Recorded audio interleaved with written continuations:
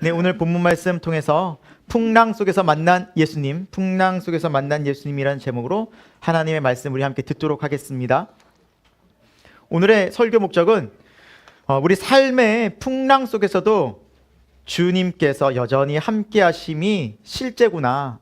정말 주님이 모든 상황 속에서, 특히 나의 모든 고난과 환난과 풍파 속에서, 이 세상 풍파 속에서도 함께 하시는구나 라는 것을 믿음으로 고백하고 그렇게 살아가게 하는데 설교의 목적이 있습니다. 그리고 오늘 말씀을 통해서 우리가 풍랑 속에서도, 비록 어려움 속에서도 믿음의 노를 계속해서 저어가는 게 필요하구나. 우리 믿음 생활이 멈춰서는 안 되는구나. 순종의 자리에서 하나님께서 기도하라고 하신 그 자리, 예배의 자리, 말씀의 자리를 여전히 우리가 지키면서 믿음의 노를 계속 저어가야 하는구나라는 것을 다시 한번 우리가 생각해 보겠습니다. 그리고 우리 주님은 우리의 모든 마음에 때로는 두려움이 찾아올 수 있잖아요. 염려가 찾아올 수 있잖아요. 그러면 주님은 그걸 즉시 물리치기 원하시는 주님의 마음을 우리가 오늘 볼 것입니다. 여러분, 두려움과 염려와 불안은 우리 마음에 조금 더 있어서는 안 됩니다. 그래서 우리가 그것을 물리쳐야 됩니다. 말씀으로, 믿음으로. 그 지점들을 우리가 살펴보고, 이 두려움과 염려와 근심은 우리 마음을 계속해서 하나님을 못 바라보게 만들고 계속해서 절망과 고통으로, 낙심으로 몰아갑니다. 그러니까 믿음과 상반되는 거예요. 하나님을 못 바라보게 하는 게 두려움입니다. 그래서 그것을 주님은 즉시 물리치기 원하시는구나. 그리고 우리 마음에 뭘 주기 원하세요? 평안입니다. 평강으로 채워주기 원하십니다. 그 주님의 마음이구나라는 것을 알게 될 것입니다.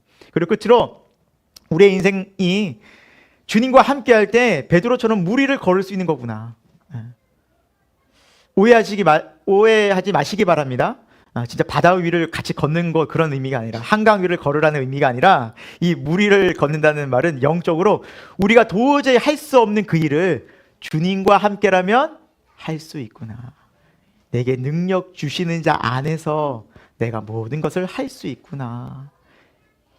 여러분, 그런 지점들을 우리가 오늘 다시 한번 말씀을 통해서 배우면서 깨달으면서, 와, 믿음이 이렇게 중요하구나. 그 믿음의 중심에 누가 계십니까? 예수 그리스도가 계십니다. 예수님이 이렇게 우리 삶에 존귀한 분이시구나 라는 것을 알게 되면서 우리 삶이 예수님과 함께하는 것이 오늘 설교의 목적입니다. 말씀을 우리 함께 보도록 하겠습니다. 풍랑 속에서도 믿음의 노를 우리는 저어가야만 합니다. 그럼 오늘 본문의 말씀의 배경은요, 위에서부터 쭉 살펴보면 여러분 잘 아시는 오병이어의 기적 다음에 나온 장면이에요. 베세다 들녘에서 하나님의 말씀을 쭉 들으면서 예수님 복음을 전하실 때 얼마나 모였어요? 성경에 보니까 5,000명이다 그랬어요.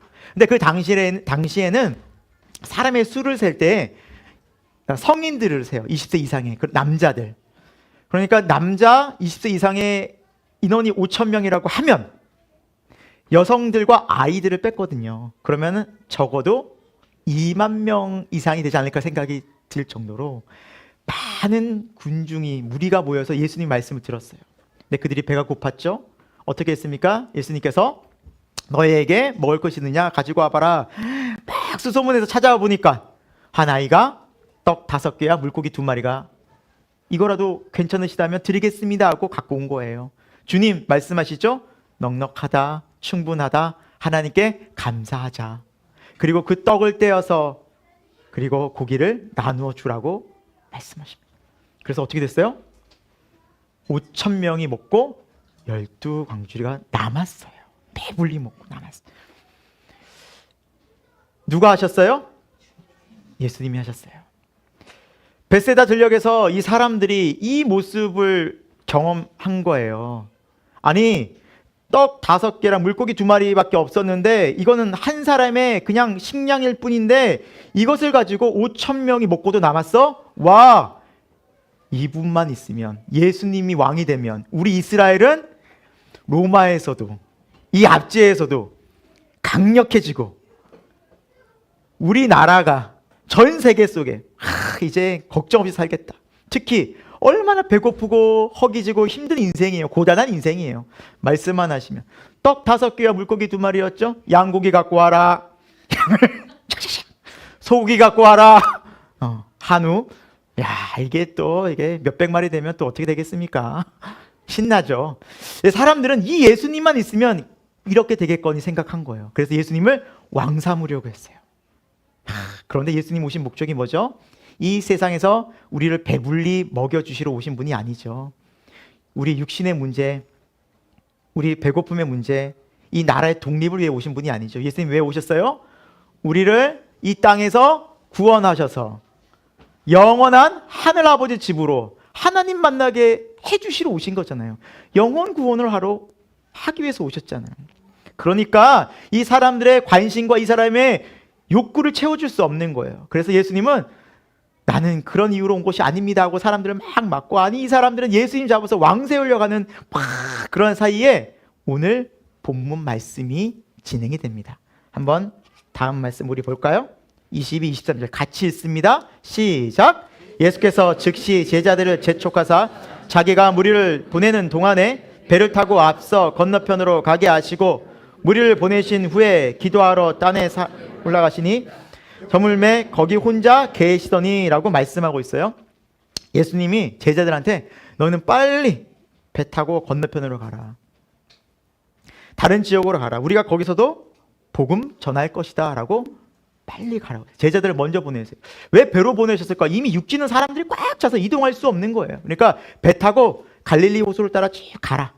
게네사렛 지역으로 가라. 먼저 가라. 내가 따라가겠다. 그러니까 제자들은 알겠습니다 주님 하고 배를 타고 가기 시작했던 것이고, 예수님은 그 사람들을 다 설득해가지고 어떻게든지 좀 이 흥분한 사람들을 가라앉혀가지고 보내시고 따로 기도하러 가셨어요. 이러한 장면 속에서 오늘 말씀은 시작이 됩니다. 그렇게 배를 타고 한참을 가고 있었는데 어떤 일이 벌어집니까? 오늘 24, 25절에 보니까 배가 이미 육지에서 술이나 떠났어요. 그러니까 수키로 온 거예요. 배 타고 근데 바람이 거슬렀다. 그러니까 바람이, 우리가 배를 이렇게 노저 가려면 뒤에서 바람이 불면 참 편한데 앞에서 바람이 불면 노를 저어가기가 어떨까요? 힘든 거예요. 너무너무 힘든 거예요. 그래서 너무너무 힘들어서 고난을 당하더라라고 말해요. 너무너무 힘들어서 거기서 막 헤매고 있는 거예요. 그때 25절에 보니까 밤 사경. 사경이면 몇 시죠? 우리로 말하면 저번에 알려드렸는데 새벽 3시부터 아침 6시. 그러니까 캄캄한 밤이에요. 뭐 불 하나 없는, 정말 달빛만, 뭐 달마저도 약해지면 뭐 깜깜한 밤이죠.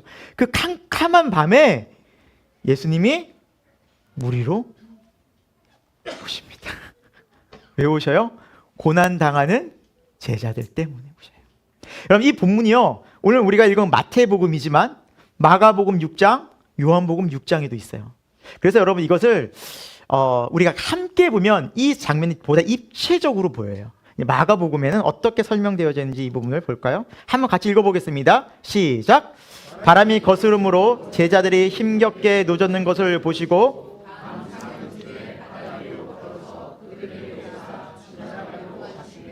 아멘. 이 마가복음에는요, 그 당시의 설명을 좀 더 자세히 놓고 있어요. 어떻게 했어요? 제자들이 힘겹게 뭐를 졌다고요? 노를 졌대요. 그러니까 바람이 이렇게 오니까 가만히 있으면 노를 안 저으면 어떻게 되고 배가 뒤로 가는 거예요. 계속 빼가는 거예요. 그러니까 그거 안 밀려나려고 계속해서 노를 저었어요. 힘겹게 노를 저었다는 표현이 있어요.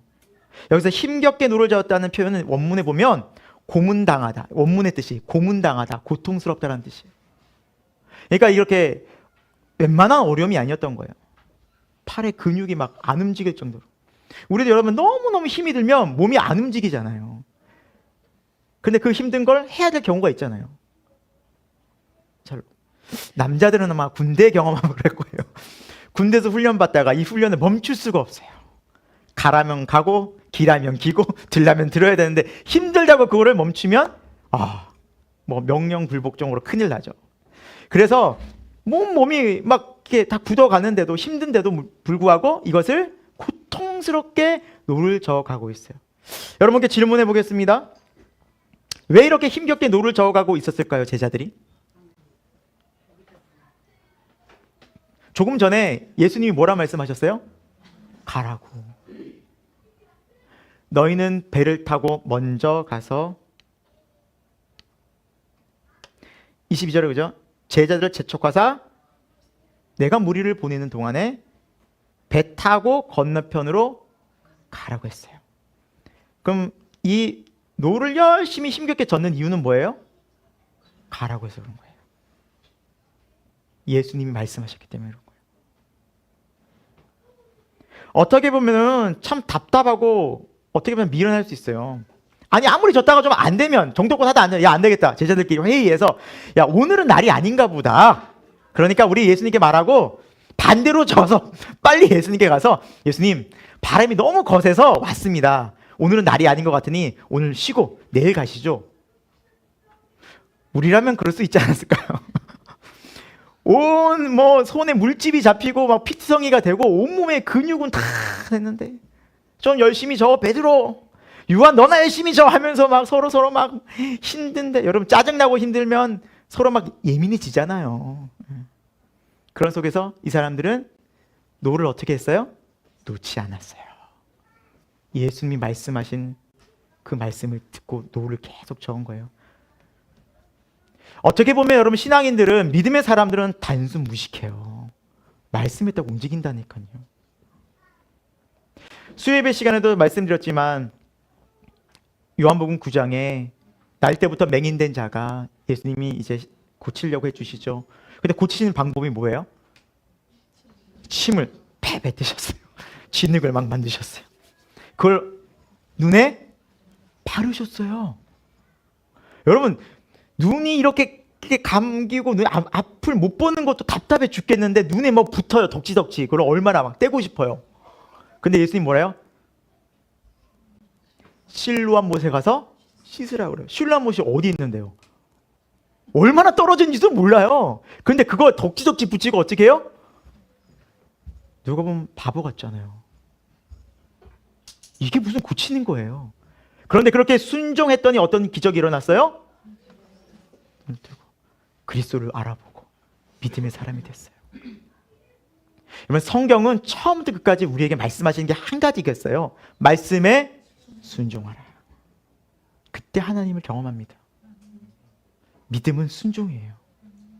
이 제자들이 어리석은 게 아니었어요. 그들은 믿고 있었어요.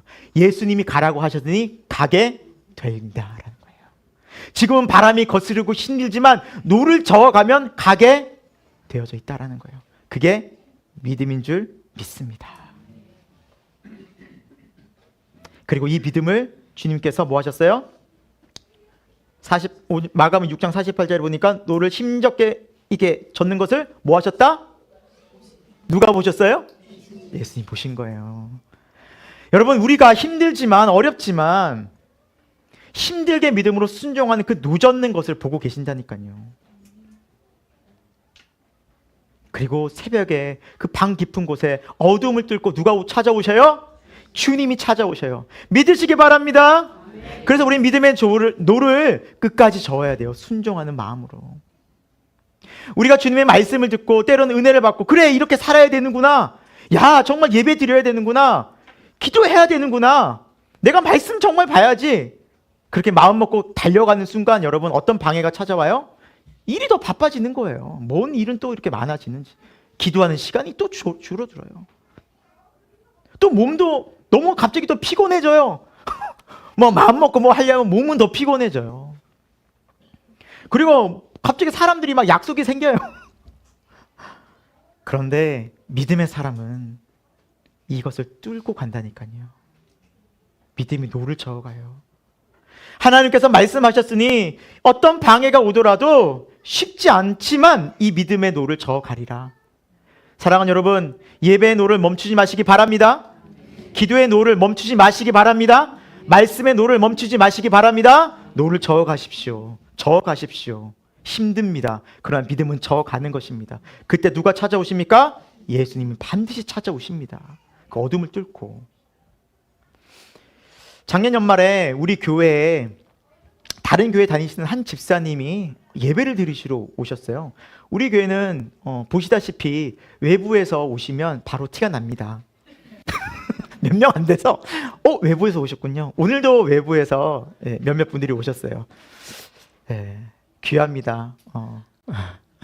이렇게 다른 지역에 가시면서 이동하시다가 주일날 예배를 이제 드리시러 찾아다니시다가 이 근처에 교회가 많은데 오늘 우리 교회로 하나님 불러주신 것 같아요.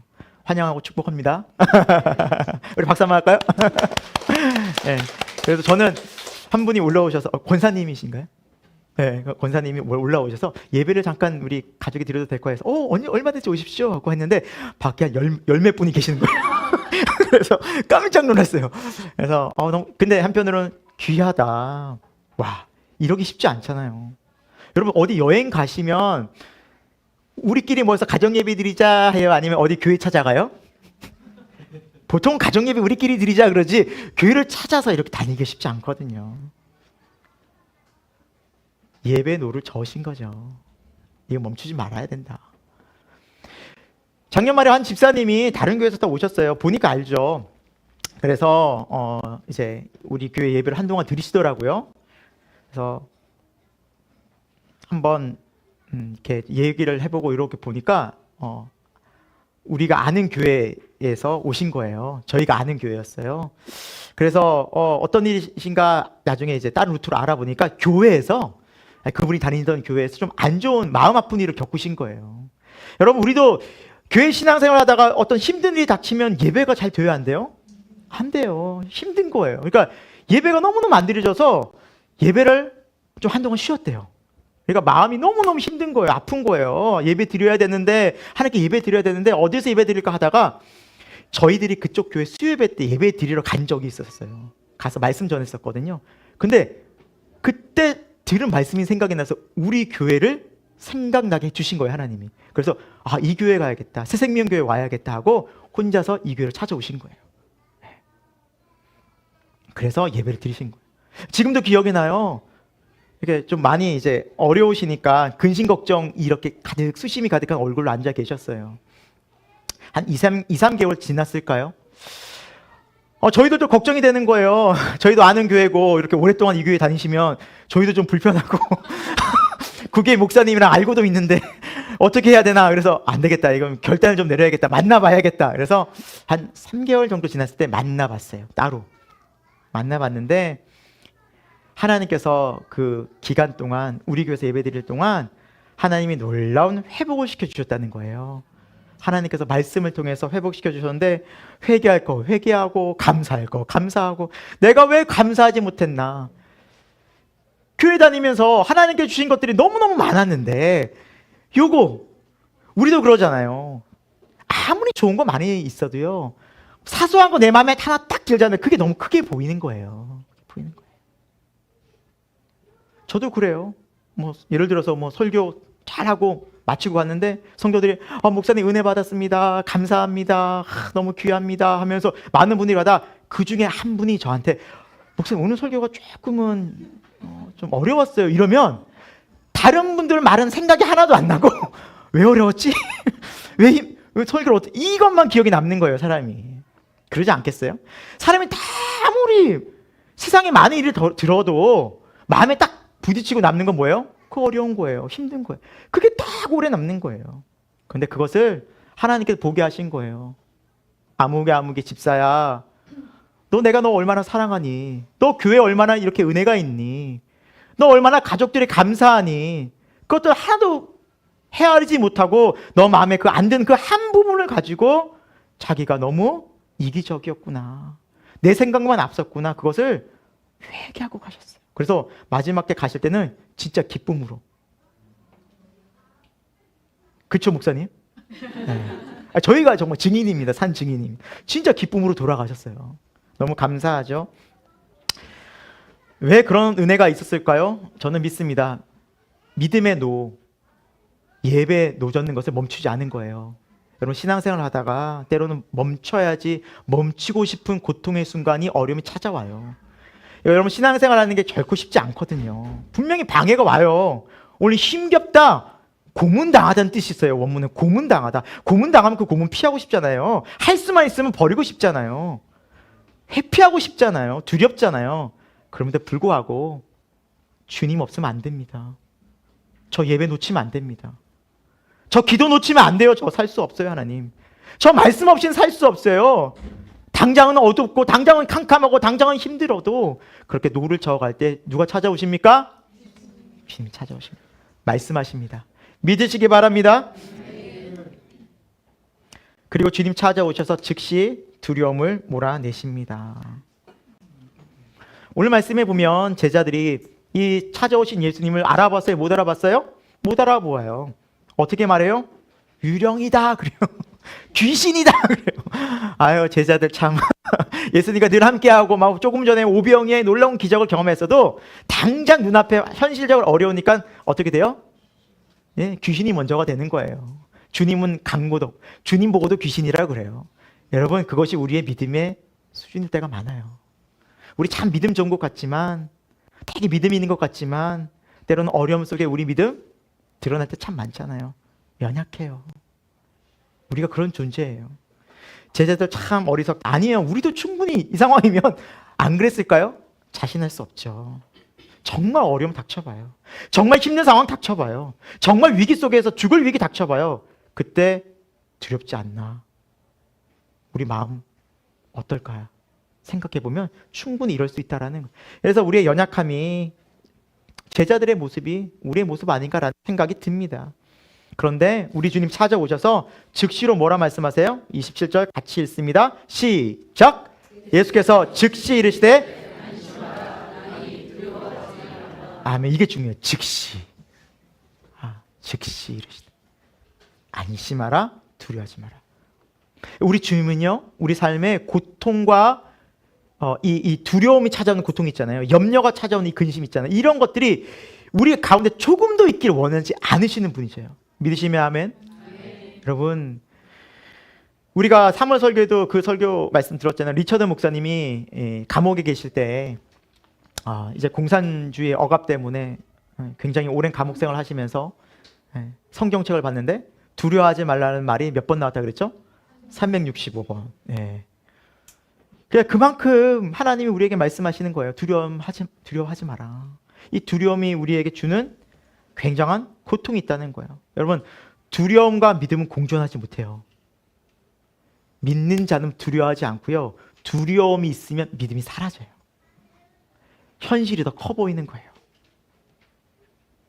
하나님보다 문제가 더 커 보이는 거예요. 같은 상황인지라 할지라도, 물론 하나님도 믿죠, 우리가. 하나님께 기도도 하죠. 하지만 돈 문제가 커지면 돈이 내 마음에 확 지배하면 하나님의 돈이 커져버려요. 물론 우리가 하나님 믿죠. 그러나 건강의 문제가 내 마음에 커져버리면, 건강이 내 마음을 차지해버리면 하나님은 어디로 간지 간구도 없어져요. 그러니까 우리 마음에 뭐가 진짜 실제 되느냐가 믿음이라니까요. 이들의 마음 속에는 그 주님보다는 지금 두려움이 훨씬 컸던 거예요. 그래서 성경은 우리에게 분명히 말씀합니다. 요한일서 4장 18절 같이 읽습니다. 시작! 사랑 안에 두려움이 없고 온전한 사랑이 두려움을 내쫓나니 두려움에는 형벌이 있음이라. 두려워하는 자는 사랑 안에서 온전히 이루지 못하였느니라. 아멘. 여러분, 사랑 안에 두려움이 없대요. 온전한 사랑이 두려움을 쫓는데요. 요한일서 4장 8절 하나님은 뭐라 말씀하고 있죠? 사랑이라. 사랑이라는 단어에 하나님을 넣어보십시오. 하나님 안에 두려움이 없다는 뜻입니다. 온전한 사랑, 그러니까 하나님으로 우리가 충만한 그런 상태는 두려움이 되어 쫓긴다는 거예요. 사랑하는 여러분, 이 믿음이 우리에게 더 실제되기를 축원드립니다. 그래서 우리 주님 말씀하시는 거예요. 두려워하지 마. 내가 너희와 함께하고 내가 너에게 말씀하고 내가 너희를 인도하는데 왜 두려워하니? 라는 거예요. 왜 두려워하니? 그러니까 우리 마음속에 주님이 약해질 때, 주님보다 세상이 커질 때 반드시 두려움은 찾아와요. 우리 신앙생활 때도 마찬가지예요. 그러니까 우리가 주님을 향한 믿음이 굳건히 날마다 주님께 나아가서 우리 주님으로 채워야 돼요. 그래서 이 기도 시간이, 말씀 시간이, 예배 시간이 너무너무 중요한 것입니다.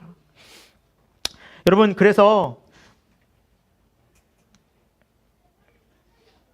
오늘 말씀을 통해서 보면 사랑 안에 두려움이 없대요. 그러니까 우리가 사랑 안에 있으면, 하나님 안에 있으면 두려움이 없대요. 그러면은 이 말씀을 이렇게 그림으로 제가 좀 표현해, 글씨 잘 안 보이시는구나.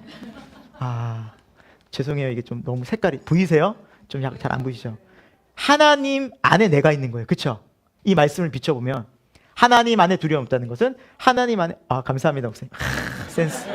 야, 이게 되네. 이게 되네요. 이게 됩니다. 우리 교회는 이게 됩니다. 이게 나예요, 나. 예, 하나님 안에 내가 있어요. 내가. 그럼 여러분, 이 두려움이 나까지 도달하려면 누구를 뚫고 와야 돼요, 지금? 그래서 두려움이 우리를 지배할 수 없다는 거예요. 내가 하나님 안에 있으면. 그럼 두려움은 하나님 이기고 와야 되는데 어떤 두려움도 하나님보다 강하지 않잖아요. 그렇잖아요, 여러분. 그러니까 믿으라는 거예요, 하나님을. 그 하나님이 강하심을. 우리가 아무리 하나님이 위대하십니다. 하나님 놀랍습니다. 하나님 능력이십니다. 아무리 그런 내 마음이 두려운데 그건 믿는 게 아니라니까요. 정말 믿으면 그래 나 주 안에 있지. 그래서 시편의 다윗은 이걸 고백한 거예요. 시편 27편 1절입니다. 다윗의 고백입니다. 함께 고백합니다. 시작. 여호와는 나의 빛이요 나의 구원이시니 내가 누구를 두려워하리요. 여호와는 내 생명의 능력이시니 내가 누구를 무서워하리요. 아멘. 다윗은 하나님만 경외했습니다. 다윗은 여호와만 두려워했습니다. 그러니까 아무것도 안 두려운 거예요. 이게 실제가 되니까.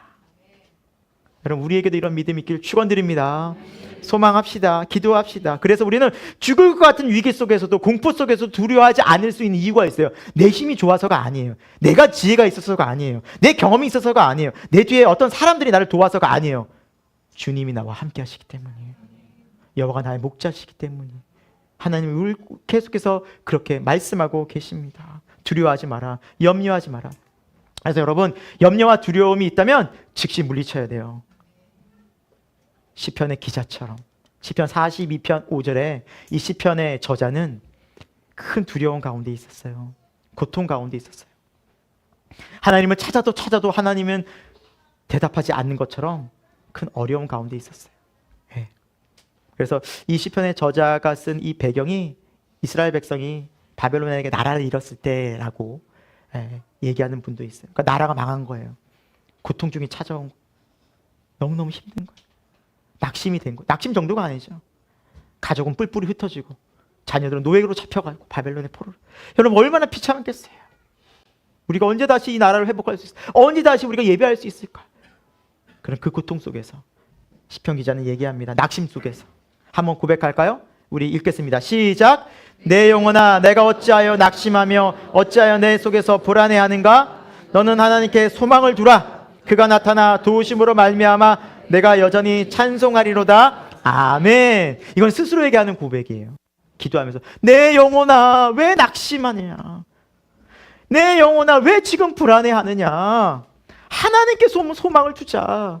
내가 다시 하나님을 찬송할 거야. 하나님 우리를 회복시킬 거야. 주님 우리를 사랑하셔라고 내가 입술로 고백하는 거예요.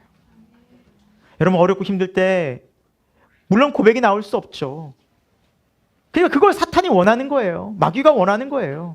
계속해서 그 절망으로 몰아가는 거예요. 어떠한 믿음의 말도 입도 뻥끗하지 못하게. 왜? 그래야 우리가 계속해서 절망과 고통 가운데 가둬줄 수 있으니까. 그러나 믿음으로 고백하는 순간 주님이 하십니다. 주님이 나와 함께 하십니다. 주님 살아계십니다. 주님 나의 능력이십니다. 주님 나의 빛이십니다. 이걸 고백해 보십시오. 어떤 놀라운 일이 벌어지는지. 이 믿음의 고백 우리 삶 속에서 고백되어지기를 예수 그리스도 이름으로 축원드립니다. 그래서 믿음은 두려움을 물리치는데 이렇게 주님과 함께하는 삶은 베드로처럼 무리를 걷는 믿음으로 살 수가 있게 됩니다. 오늘 본문에 보니까 이제 베드로가 주님을 보고 나야 두려워하지 마 나야 하니까 베드로가 참 용기 있죠. 우리 베드로 형님 용기 있게 이렇게 말씀하십니다. 28절 같이 읽겠습니다. 시작. 베드로가 대답하여 이르되 주여 만일 주님이시거든 나를 명하사. 여러분 이런 고백 드릴 수 있을까요? 쉽지 않죠. 그런데 여러분 이 믿음의 고백을 드릴 수 있는 근거가 있어요. 예수님이 이미 이렇게 말씀해 주셨거든요.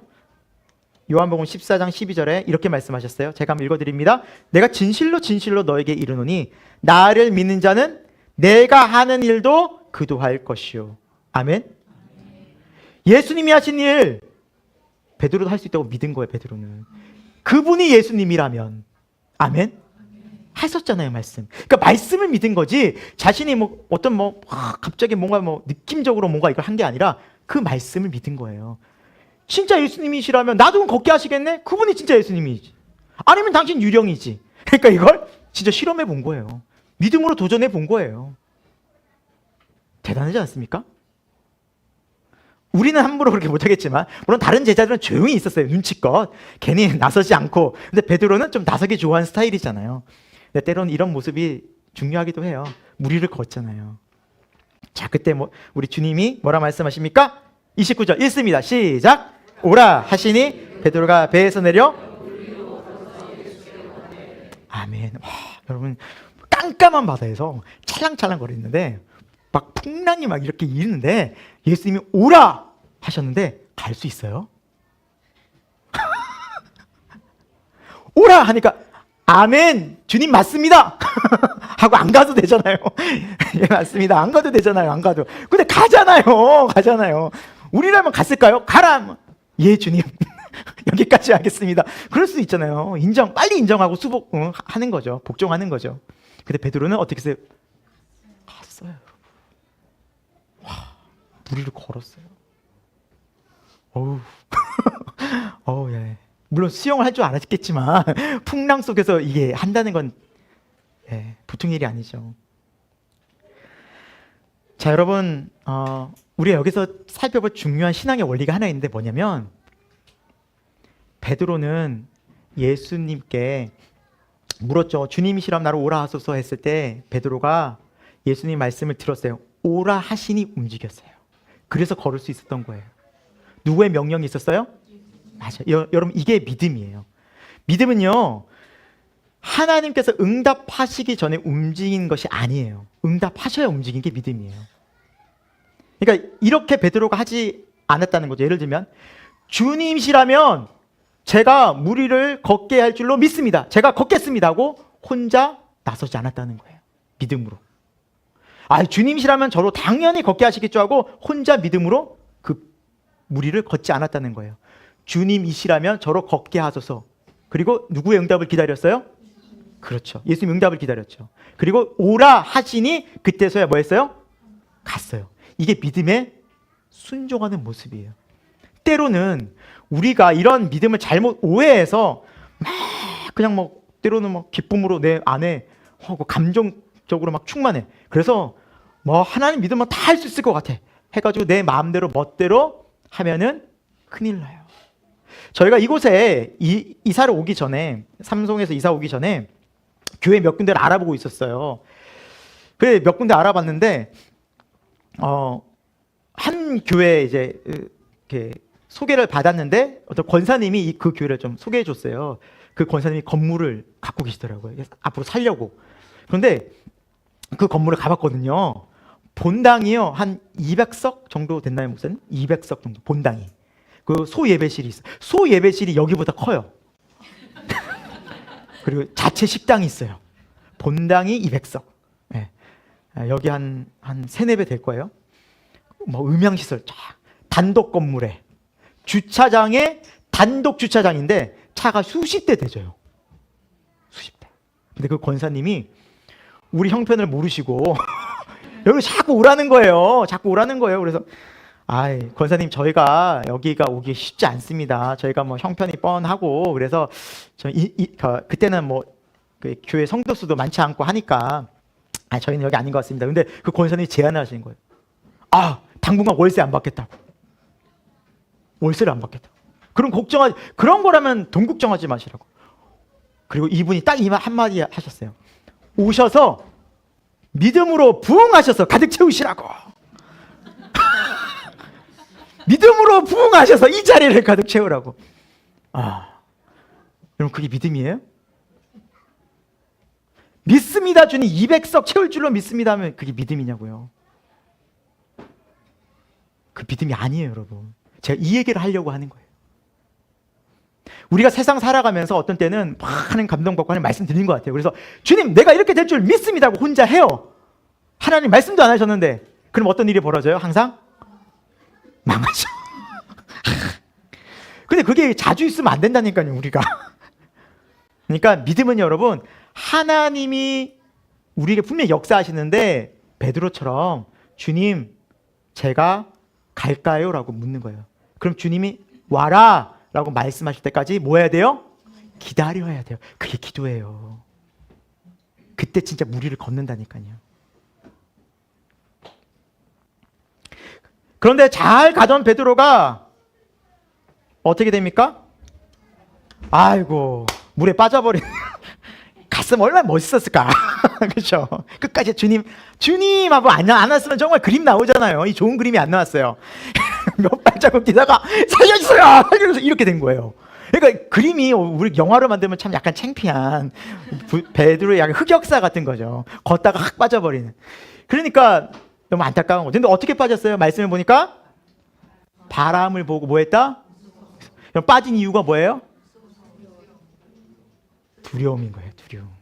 바람을 봐서 빠진 게 아니에요, 여러분. 바람 때문에 빠진 게 아니에요. 두려움 때문에 빠진 거예요. 좀 전에 얘기했죠? 두려움이 임하니까 뭐가 사라져요? 믿음이 약해지는 거예요. 세상이 들어오니까 하나님이 약해지는 거예요. 우리 인간은 똑같아요.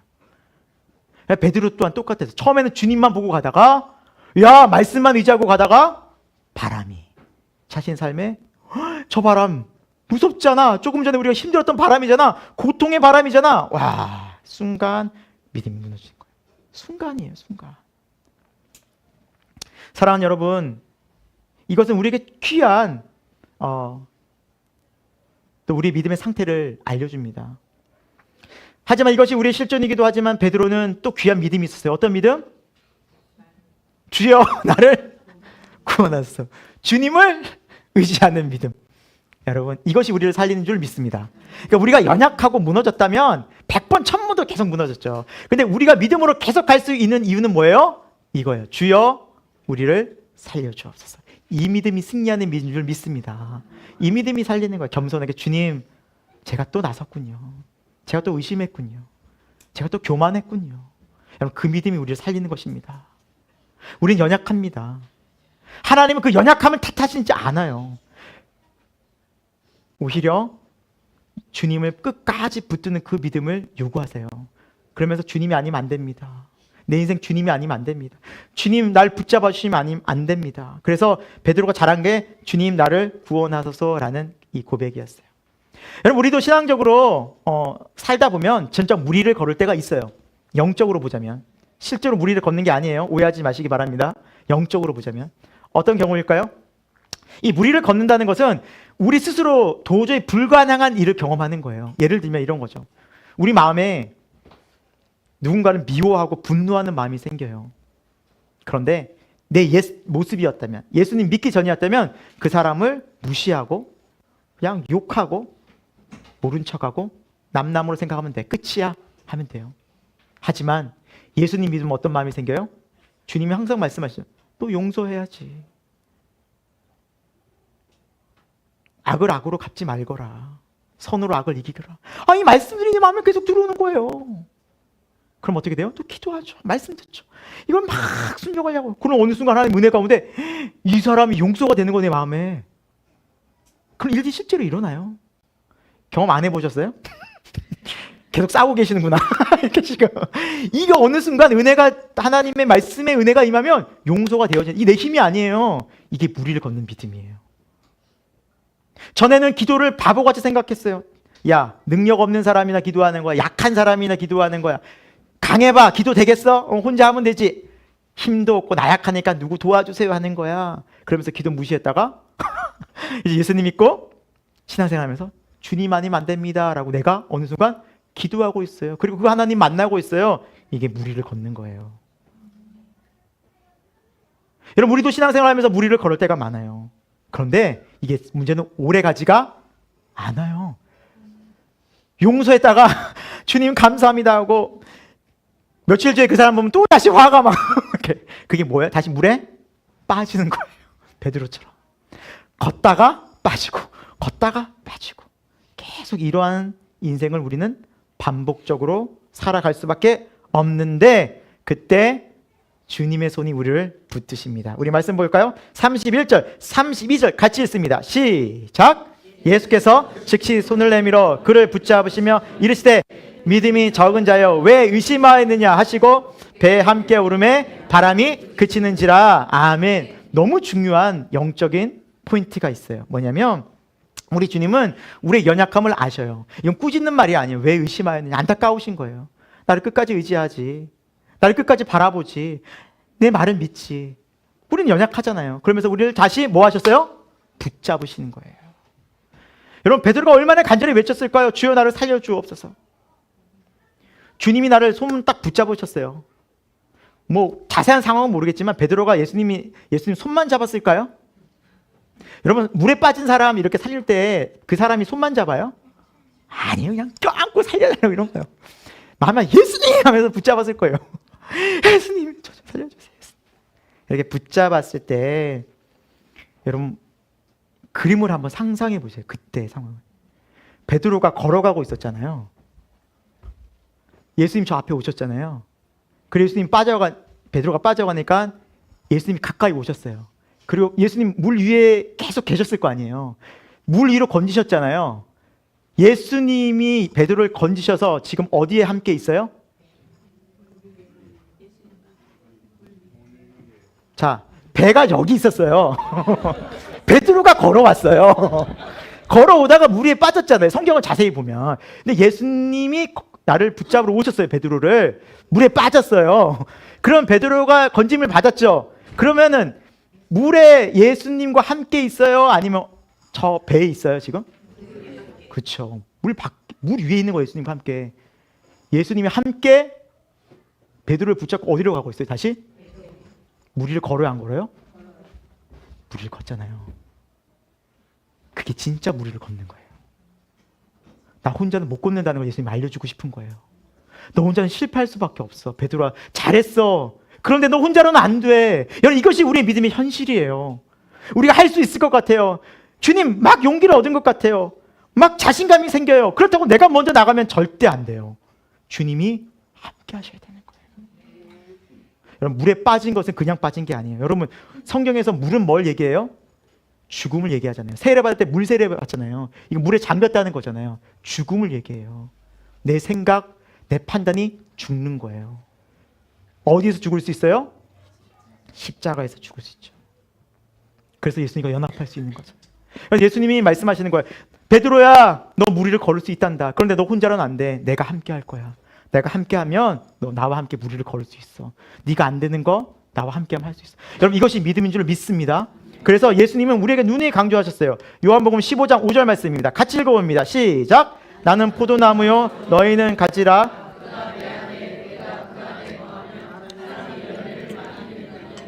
나를 떠나서는 아멘. 이것이 믿음입니다. 내가 주 안에 주가 내 안에 연합되어 있다는 거예요. 이것이 분리되는 순간 너희는 아무것도 할 수 없다는 거예요. 우리는 아무것도 아니에요, 여러분. 아무것도. 아니 그래도 저 좀 할 수 있는데요. 해보십시오. 한번 해보십시오. 우리가 얼마나 많은 경험을 했습니까? 이제는 깨달아야 된다는 거예요. 주가 없이는 안 되는군요. 그 믿음으로 고백하는 사람이 예수님과 연합하여 무리를 걷는 믿음으로 세상을 이기는 줄 믿습니다. 보라 내가 세상을 이겨노라 라는 예수님의 말씀은 예수님이 잘나고 이런 능력을 보여주기 위함이 아니라 그 분이 하신 것처럼 우리도 할 수 있다는 걸 보여주신 거예요. 매번 넘어져요. 세상에. 물질에, 때로는 관계에, 때로는 건강 문제에. 내 마음이 무너질 때가 많아요. 때로는 가족 문제. 그때 우리는 어디로 달려가야 돼요? 십자가로, 주님께로. 내가 주님과 연합이 멀어지거나 분리되어 있으면 안 된다는 것을 주님 우리에게 선명히 말씀해주고 있다는 사실입니다. 그래서 빌립보서 4장 13절에도 말씀하시죠. 내게 능력 주신 자 안에서 모든 것을 할 수 있다는. 사랑하는 여러분, 우리가 예수 그리스도와 함께 십자가에서 죽을 때만 예수님과 연합할 수 있어요. 여전히 내 생각, 내 계획, 내 뜻 있을 수 있어요. 그러나 다시 주님께 기도하면서 주님, 이것이 주님 뜻입니까? 순종하게 하옵소서. 주님 말씀하옵소서. 그 믿음으로 나갈 때 주님은 우리에게 뭘 주신다고요? 자유와 평강과 구원과 하나님의 놀라운 은혜를 허락해 주셔서 무리를 함께 걷게 하십니다. 그래서 배에 함께 그들이 도달하면서 33절에 뭐라 말씀하고 있어요? 모든 사람들이 이는 진실로 하나님의 아들이십니다라고 믿음으로 고백하고 있어요. 여러분, 우리의 신앙 가운데서 이러한 믿음의 고백이 생겨나기를 예수 그리스도의 이름으로 축원드립니다.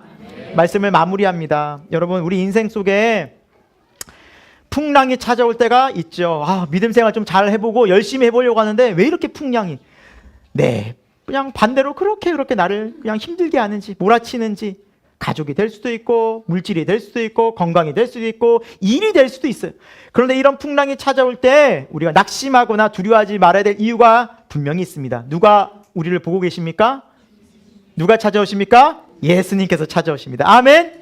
이분께서는, 주 예수 그리스도께서는 오늘도 살아계셔서 우리와 함께 하십니다. 임마누엘 하시는 예수님은, 내가 너희와 영원히 함께하리라 약속하신 그 주님은, 우리가 여전히 보이지 않는 캄캄한 어둠이라 할지라도 약속의 말씀을 굳게 붙들고 주님이시라면 지금 내 상황을 홀로 두지 않으실 줄로 믿습니다. 주여 나를 구원하시고 인도하소서라고 기도하는 그 기도를 반드시 들으시고 반드시 응답하시고 반드시 구원하실 줄로 믿습니다. 기도하겠습니다. 하나님, 오늘 우리가 하나님의 생명의 말씀 들었습니다. 구원의 말씀 들었습니다. 능력의 말씀을 받았습니다. 하나님, 우리의 믿음이 이 말씀을 믿고 실제로 살아내는 믿음 되게 하여 주옵소서. 하나님의 말씀을 우리가 지성으로만, 피상적으로만 이해하는 것이 아니라 삶 속에서 실제로 경험하여 살아계심을, 하나님의 능력을 삶 속에서 경험하는 놀라운 은혜 허락하여 주옵소서. 이 모든 말씀을 살아 역사하시는 예수 그리스도 이름으로 기도합니다. 아멘. 하나님, 참 감사합니다. 우리의 인생이 때로는 세상의 거친 풍랑, 풍파를 만날 때가 있습니다. 예수님을 믿어도 왜 이렇게 힘든지, 왜 이렇게 어려운지, 때로는 피해버리고 싶고 외면하고 싶은 문제들이 있습니다. 그러나 우리 주님은 그 풍랑 속을 찾아오시는 주님이신 줄로 또한 믿습니다. 우리 주님 우리를 만나 주신 분인 줄로 믿습니다. 즉시 오셔서 안심하라, 내니 두려워하지 말라라고 두려움을 물리치시며 우리에게 하나님이 함께 하시는 그 참 평안과 감사와 기쁨을 회복해 하신 주님이신 줄로 믿습니다. 그 주님을 의지하게 하여 주옵소서. 날마다 우리의 인생 속에서 그 주님 바라보고 주님과 함께 물리를 걸으며 주님과 함께 이 믿음의 항해를 해 나갈 수 있는 담대한 믿음 허락하여 주옵소서. 많은 환경과 상황과 모든 문제들 속에서도 여전히 나와 함께 하시는 주님이 더 크고 내가 주 안에 있는 그 믿음이 더욱더 강건해져서 모든 두려움과 염려와 근심을 주님과 함께 이기며 주와 함께 이 세상을 넉넉히 승리하는 믿음 되게 하여 주옵소서. 하나님, 세상이 많이 어렵습니다. 이 나라 경제적으로도 지금 정치적으로도 많은 풍랑이 일고 있습니다. 그러나 주님께서 우리와 함께 하신다면 이 모든 상황 속에서도 우리가 주의 영광 보며 주님의 일하심 보며 주님 우리의 삶이 하나님 주시는 평강으로 안전할 줄로 믿습니다. 우리가 나라를 위해서, 교회를 위해서 기도하며 하나님을 더 신뢰하고 우리 마음을 지키는 그 믿음의 한 사람 되게 하여 주옵소서. 하나님께 나오면서 귀한 예물 드렸습니다. 마음과 뜻과 정성을 다하여 드렸습니다. 하나님, 우리가 하나님을 가장 사랑하게 하여 주옵소서. 어떤 물질과 세상의 그 무엇보다 우리 주님을 비교할 수 없고 바꿀 수 없사오니 우리 주님을 가장 존귀 여기는, 주님만을 섬기는 우리의 인생 되게 하여 주옵소서. 그리고 하나님, 우리 잘 아는 아이들이 있습니다. 어릴 때부터 예수 그리스도를 구주로, 또한 예수 그리스도와 함께하는 그 믿음 되어서 하나님께 기도하고 말씀에 순종하는 영적으로 깨어있는 믿음의 귀한 우리 잘 아는 아이들 될 수 있도록 역사하여 주옵소서. 지금은 우리 주 예수 그리스도의 십자가의 은혜와 하나님 아버지 그 영원하신 사랑하심과 성령 하나님의 감화 감동 역사하심이 오늘도 주님 앞에 나와서 함께 예배하고 주의 말씀 들으며 주님이 모든 풍랑 속에서도 함께 하심을 믿고 주님만 바라보며 믿음의 노를 계속 저어가기를 다시 한번 믿음으로 결단하고 다짐하고 기도한 우리 모든 주님의 백성들 가운데 이 새생명교회와 한국교회와 지금 어려운 이 대한민국 가운데 지금부터 영원토록 함께 하시기를 간절히 축원하옵나이다. 아멘.